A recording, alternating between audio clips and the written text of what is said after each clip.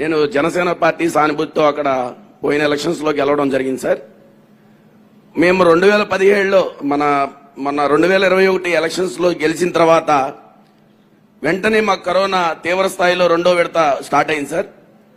అసలు మా పరిస్థితి ఏంటి, మాకు చెక్ పవర్ ఇవ్వలేదు, మాకు అధికారాలు ఏమి ఇవ్వలేదు, అక్టోబర్లో మాకు ఇచ్చారని చెప్పేసి మేము ఆనందపడి ఏదన్నా గ్రామాల్లో చేద్దాం అనుకునేసరికి ఇందాడ సోదరులు ప్రస్తావించిన విధంగా 8,660 కోట్లు మా అకౌంట్ల నుంచి ఈ ప్రభుత్వం వేరే పథకాలకని చెప్పి మరి ఏం చేసిందో మాకు తెలియదు, కానీ కరెంటు బిల్లులు కూడా చూపించుకోకుండా మమ్మల్ని మా నడ్డి విరిచే కార్యక్రమం చేపట్టింది సార్.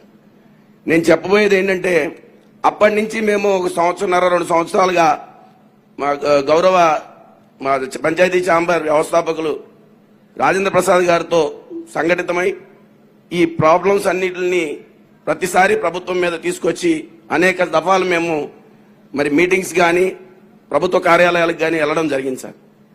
నేను అడిగేది మిమ్మల్ని సవినయంగా ఏంటంటే, ప్రధాన ప్రతిపక్షంగా ఉన్న మీరు అలాగే ఇతర పార్టీలు ఇంక్లూడింగ్ జనసేన కూడా అసలు మా సమస్య మీద ఏ రోజును కూడా ఎటువంటి దీక్షలు కానీ అసలు మా సమస్యని ఎలివేట్ చేసే విధంగా ఎప్పుడూ ప్రయత్నం చేసిందా అనే ఆలోచన మాకు కలుగుతుంది. ఎందుకంటే దాదాపు ఈ 2 సంవత్సరాలు మేము ఇప్పుడు నేను కూడా సార్ మీలాంటి యువతని అలాగే గౌరవ పవన్ కళ్యాణ్ గారు భావజాలం నచ్చి ఈ రాజకీయాల్లోకి వచ్చి గ్రామాలకి ఏమన్నా చేద్దామనే ఆలోచనతో వచ్చాం. ఒక ఇండస్ట్రియల్ ఎస్టేట్ ఇండస్ట్రీ ఉంది మాకు, అవన్నీ పక్కన పెట్టి మా గ్రామానికి ఏమైనా చేద్దామని వచ్చాం. కానీ మా పరిస్థితి ఎలా అయిపోయిందంటే, చేతిలో డబ్బు లేదు, ఉన్న డబ్బుని ప్రభుత్వం అగమ్య గోచరంగా లాగేసుకుంటుంది. సెంట్రల్ గవర్నమెంట్ నుంచి 15-14 ఆర్థిక సంఘం నిధులు కూడా ఇష్టానుసారం వాళ్ళు కట్ చేసేస్తున్నారు. మన రీసెంట్ గా మేము PFMS ఖాతాలు కూడా ఓపెన్ చేస్తే అందులో కూడా పండివ్వకుండా మళ్ళీ CFMS ఖాతాల్లో వేసి మా మీద అజమాయిషీగా కరెంటు బిల్లు కట్టాలని చెప్పేసి వచ్చిన 4 లక్షల్లో కూడా 1,50,000 రూపాయలు అడ్డగోలుగా లాక్కేసుకుంది సార్. మేమైనా ఖర్చు పెడితేనేమో బిల్లులు 6 నెలలు 7 నెలల వరకు పాస్ చేయట్లేదు, ఏదో 20,000, 10,000, 15,000 ఇస్తున్నారు. ఈ పరిస్థితి దాపురించిన దగ్గర నుంచి మాకు రాజకీయాల మీద చిరాకు వస్తుంది సార్.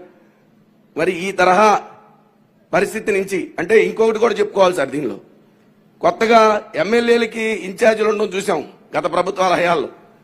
ఇప్పుడు మా దరిద్రం ఏంటంటే, మా మీద ఓడిపోయిన వాళ్ళు మాకు ఇన్ఛార్జీలుగా తయారయ్యి మమ్మల్ని ఏ కార్యక్రమాల్లోకి ఇన్వాల్వ్ చేయకుండా ఇంకో పక్కనేమో వాలంటీర్లు మమ్మల్ని మాకు వాళ్ళకన్నా ఇందాక చెప్పిన ప్రస్తావించిన విధంగా 5,000 రూపాయల వేతనం వస్తుంది వాళ్ళకి, మా గౌరవ వేతనం 3,000.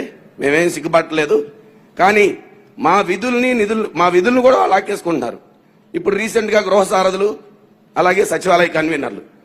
అసలు భారతదేశంలో వీరిందాక ప్రస్తావించిన విధంగా రాజారెడ్డి రాజ్యాంగం నడుస్తుందా, డాక్టర్ భీమ్రావ్ అంబేద్కర్ గారు రచించిన రాజ్యాంగం నడుస్తుందా అనే డౌట్ మాకు స్పష్టంగా అర్థమవుతుంది. సో వీటన్నిటి మీద మీరు రాబోయే రోజుల్లో ఏ రకంగా ముందుకెళ్తారని చెప్పేసి మీ దగ్గర నుంచి సమర్థవంతమైన ఆన్సర్ మేము ఎక్స్పెక్ట్ చేస్తున్నాం సార్. రాజకీయాలపైన విరుక్తి రాకూడదు మనకి ముందల. మీరు అట్లా అంటే ఇంక నేనే అనాలి. నా పైన 20 కేసులు పెట్టారు, అటెంప్ట్ మర్డర్ ఉంది నా పైన 307. ముందల 307 అంటే నాకు తెలియదు, నాకు ఇప్పుడు తెలుసుకున్నా. SC/ST కేసు పెట్టారు.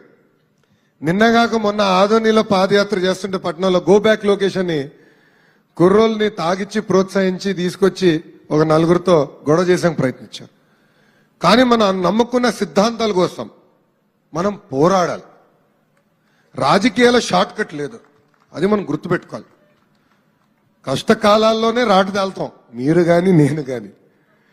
పోరాడితేనే ప్రజలు మన పక్షాన్ని నిలబడతారు, గ్రామాల్లో గాని పట్టణాల్లో కానీ రాష్ట్రంలో కానీ. సో కలిసికట్టుగా పోరాడాలి. సో మనకి వేరే ఫీలింగ్ రాకుండా ముందలా అది మీరు ధైర్యంగా నిలబడాలి, పోరాడాలి. నంబర్ 2, మా రాజేంద్ర ప్రసాద్ గారు చెప్తా ఉంటారు, కొంచెం పోరాటం తగ్గించాడు ఆయన. తెలుగుదేశం పార్టీ అధికారంలో ఉన్నప్పుడు రోజు నా ఆఫీస్కి వచ్చి గొడవ పెడేవారు, ఇది చేయాలా అది చేయాలా ఇది చేయలేదని. ఎవరన్నా సర్పంచ్ గొడవ పెడితే తీసుకొచ్చి నాతో దెబ్బలాడిచ్చారు. ఇన్ఫాక్ట్ ఒకసారి సచివాలయంలోనే సెంట్రల్ గార్డెన్ ఉంటే అక్కడ పెద్ద ఎత్తున సమావేశం కూడా ఏర్పాటు చేసుకుని సర్పంచులు ఎదుర్కొంటున్న సమస్యలు నన్ను తీసుకెళ్లి 3 గంటలు చర్చ చేపించి పరిష్కరించాం. అంటే ప్రభుత్వం అనేది ఎప్పుడు చర్చకి సిద్ధంగా ఉండాలి. మన సమస్యలు ఏ ఢిల్లీోడో తెల్లోడో పరిష్కరించడు, మన సమస్యలు మనమే పరిష్కరించుకోవాలి. అది నేను బలంగా నమ్ముతా. గతంలో ఎట్లయితే చేసాం దానికి ఇప్పుడు కూడా తెలుగుదేశం పార్టీ మేము కట్టుబడినాం. There is no second thought about it. రెండో విషయం, వాలంటీర్లు కానివ్వండి, గ్రామ సచివాలయం కానివ్వండి, వాళ్ళందరూ కూడా ఒకటి ఆలోచించాలి. వాళ్ళకి ఇప్పుడు వస్తున్న జీతాలు ప్రజలు కడుతున్న పన్ను వల్ల, మీరు నేను అన్ని పార్టీలు చెందిన వాళ్ళు పన్ను కడుతున్నారు కనుక వాళ్ళు సకాలంగా జీతాలు చెల్లించగలుగుతున్నాం. వాళ్ళు రాజకీయాలు అతీతంగా పని చేయాలి. ఇప్పుడు ఏదో కొత్త కార్యక్రమం పెట్టారు, స్టిక్కర్ అంటించే కార్యక్రమం, చంకల సంచి స్టిక్కర్. ఆ స్టిక్కర్ కార్యక్రమాల్లో వాలంటీర్లు పాల్గొనకూడదు, అది పార్టీ ప్రోగ్రాం. సో వాలంటీర్లు కానీ గ్రామ సచివాలయాలకు నేను చెప్పేది ఒకటే, కలిసికట్టుగా సర్పంచ్తో కానీ ఎమ్మెల్యేతో పనిచేస్తేనే సమగ్ర అభివృద్ధి మనం చేయగలుగుతాం. అంతేగాని ఒక పార్టీ కార్యకర్తలాగా పనిచేస్తే వ్యవస్థని విస్మరించిన వాళ్ళు కూడా అవుతారు. అది కరెక్ట్ గా అని బలంగా ఇప్పుడు నేను ఈ సభాముఖంగా నేను చెప్తున్నా.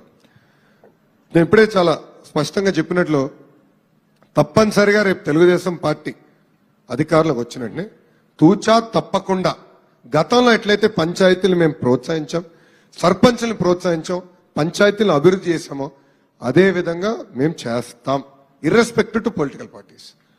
ఎందుకంటే మీరు ఎలక్టెడ్ రిప్రజెంటేటివ్, అది నేను బలంగా నమ్ముతున్నా. ఇంకొచ్చేది రాబోయేది మన ప్రభుత్వం నేను అనుకుంటున్నా. Thank you.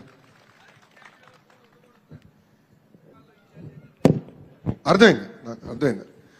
నేను ఇప్పుడు సర్పంచ్లకి బాధ్యత ఉంది, మీరు ఎలక్టెడ్ రిప్రజెంటేటివ్స్, ఎమ్మెల్యేని ఎట్లయితే ప్రజలు ఓటేసి గెలిపించారో అదే విధంగా మిమ్మల్ని గెలిపించారు. ఎన్నికలప్పుడు మీరు చాలా హామీలు ఇచ్చుంటారు.